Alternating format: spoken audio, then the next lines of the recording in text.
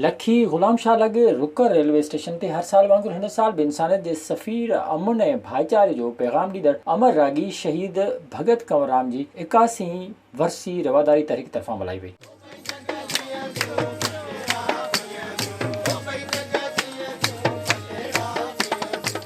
वर्सी में रवादारी तहरीक जे अॻवान पुनल सारियो दीदार मल्हा स्टेप फाउंडेशन जी अॻवान शाइस्ता बलोच मुमताज़ बुखारी गोहर सिंधी समी बिलाली अब्दुल संदड़े समेत सिंध जे कुंड कुट छमा हज़ारनि जी तादाद में अक़ीदतमंदनि शिरकत करे भगत कंवरराम जी शहादत वारी जहाज समेत सॼी रेलवे स्टेशन ते ॾिया ॿारे भगत कंवरराम खे भेटा पेश कई, जंहिंजे सूफ़ियुनि पारां गेड़ू रुमाल पाए भगत कंवरराम जी रिवाज खे बरक़रार रखियो वियो।